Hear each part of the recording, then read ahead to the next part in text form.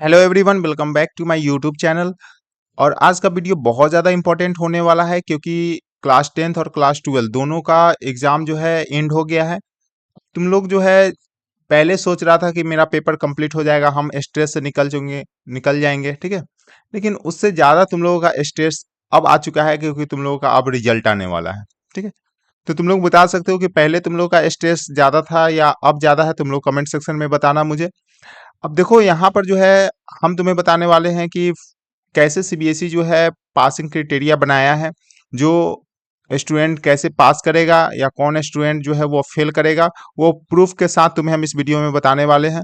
तो जो जो चैनल को सब्सक्राइब नहीं किया है, चैनल को सब्सक्राइब कर लेना क्योंकि इस चैनल पे तुम्हें ऑथेंटिक न्यूज़ मिलेगा। सिर्फ और सिर्फ कोई भी फेक न्यूज़ नहीं बताया जाएगा कि हाँ तुम लोगों को फेल कर दिया जा रहा है या तुम लोगों को पास कर दिया जा रहा है, 100% पास कर जाएगा, 100% फेल कर जाएगा। ऐसा कुछ भी तुम्हें फेक न्यूज़ नहीं बताया जाएगा। तो चैनल को सब्सक्राइब कर लेना।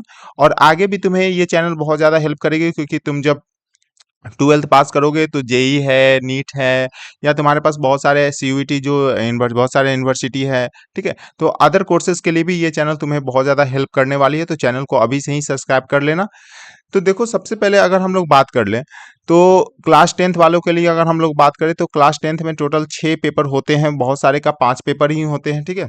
ऑप्शनल नहीं होते हैं। तो यहाँ पर तुम्हारे पास कंपलसरी पेपर है टोटल 5 और एक तुम्हारे पास ऑप्शनल पेपर है, ठीक है। तो बहुत सारे ऐसा स्टूडेंट का कमेंट्स मेरे पास आया है कि भैया मुझे कंपलसरी पेपर में एक में मुझे पासिंग मार्क्स नहीं आ रहे हैं, तो क्या मेरा हम पास कर जाएंगे।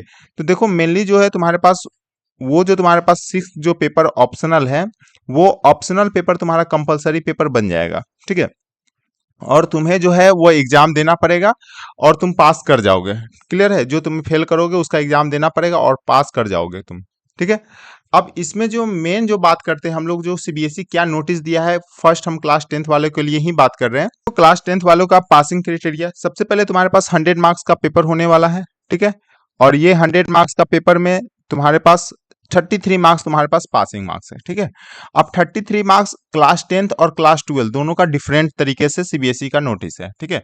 मतलब क्लास 10th वालों को कैसे पास करना है वो हम तुम्हें बता देते हैं। देखो यहाँ पर जैसे मान लो कि इसमें तुम्हारे पास 20 मार्क्स आ गए हैं और इसमें तुम्हें स्कूल जो है वो 13 मार्क्स दे चुका है, ठीक है। जब तुम इस दोनों को ऐड करोगे तो तुम्हारे पास कितना हो गया, 33 हो गया। क्लियर है। तो इस तरीके से तुम पास कर सकते हो। अब तुम्हारे पास देखो यहाँ पर जैसे मान लो कि ये तुम्हारे पास है 80 मार्क्स, तो इसमें अलग से 33% का क्राइटेरिया नहीं अप्लाई हो रहा है। और यहाँ पर 20 मार्क्स है तो इसमें भी तुम्हें 33% का क्राइटेरिया नहीं अप्लाई करना है, ठीक है। मतलब ओवरऑल तुम्हारा स्कूल जो मार्क्स दिया है और तुम जो पेपर में मार्क्स लाए हो, ये दोनों को ऐड करके तुम्हें अगर 33 आ रहा है तो तुम पास कर जाओगे। इसमें कोई भी मतलब नहीं है कि तुम्हारा थ्योरी में 33% आया या नहीं आया, प्रैक्टिकल में 33% आया या नहीं आया। तुम्हें 100 मार्क्स में 33 मार्क्स तुम्हें एनी हाउ लाना है, ठीक है। अब किसी का 33 मार्क्स नहीं आ रहा है ऐड करने के बावजूद भी, तो वो सीबीएसई अलग से उस पर मॉडरेशन पॉलिसी अप्लाई करेगी, या तुम लोगों का अगर कॉपी में अगर भर के आओगे तो वहां पे अगर मार्क्स दिया जाएगा तो वहां पे ग्रेस मार्क्स मिल सकता है तुम लोगों को, तो वो अलग बात है। लेकिन मेनली जो तुम्हारे पास सीबीएसई का जो नोटिस आया है उसमें 33 मार्क्स तुम्हें इस तरीके से मतलब ओवरऑल पास करना है, ना कि इंडिविजुअली, ठीक है।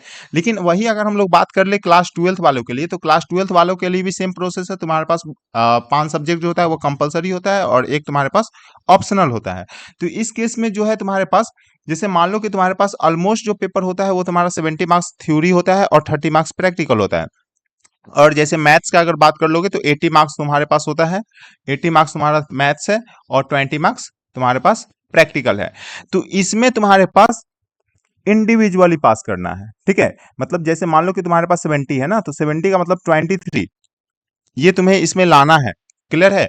इसमें तुम्हारे पास 23 लाना और प्रैक्टिकल का भी तुम्हारे पास 33%,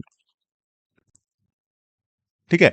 प्रैक्टिकल का भी तुम्हारे पास कितना होना चाहिए, 33% होना चाहिए, तब तुम पास करोगे। मतलब ओवरऑल तो पास करना ही है, साथ ही साथ इंडिविजुअली भी पास करना है। जैसे 80 मार्क्स है मैथ्स में होता है तो इसका 27 मार्क्स जो हुआ वो 27 मार्क्स, और इधर तुम्हारे पास 20 मार्क्स का जो तुम्हारे पास 33% है मतलब 7 या 8 मार्क्स। तो ये ओवरऑल तुम्हें इंडिविजुअली पास करना है, ओवरऑल ही पास करना है। तो ये सबसे ज्यादा कंडीशन हो जाता है, और ये चेंज करता है क्लास 12th और क्लास 10th वालों के लिए, क्योंकि क्लास 10th वालों के लिए ओवरऑल देखा जाता है और तुम लोगों में इंडिविजुअली देखा जाता है। क्लियर है? समझ में आ गया तुम्हारे पास? अब कोई भी स्टूडेंट का कंफ्यूजन ये नहीं रहना चाहिए कि हम पास करेंगे या नहीं करेंगे। अब तुम्हारे पास यहाँ पर जो होगा वो क्लास 10th हो चाहे वो क्लास 12th हो, ठीक है, वो सीबीएसई जो है पेपर का डिफिकल्टी लेवल देखकर या तुम्हारे पास क्वेश्चन जो है आउट ऑफ सिलेबस आने के वजह से उसके अकॉर्डिंग जो है वह ग्रेस मार्क्स या मॉडरेशन पॉलिसी अप्लाई करेगी। जो स्टूडेंट फेल कर रहा है वो पास करेगा करेगा वहां से। क्लियर है? उसके लिए भी जो स्टूडेंट कॉपी पे लिखा है उसी को ग्रेस मार्क्स मिलेगा, ठीक है, क्योंकि मॉडरेशन पॉलिसी तो जब तुम्हारे पास कुछ पेपर लेवल टफ आ जाता है तो उस वजह से उसमें भी तुम्हें अटेम्प्ट लेना जरूरी होता है। अगर अटेम्प्ट नहीं लोगे तो तुम्हारे पास मार्क्स कहाँ से मिलेगा, ठीक है। तो इस तरीके का तुम्हें जितना भी कंफ्यूजन था आई होप तुम लोगों का क्लियर हो गया है। अगर तुम्हें वीडियो ये अच्छा लगा है तो लाइक कर लेना, और जो जो चैनल को सब्सक्राइब नहीं करना चैनल को भी सब्सक्राइब कर लेना। मिलते हैं नेक्स्ट इंपॉर्टेंट वीडियो के साथ, तब तक के लिए बाय।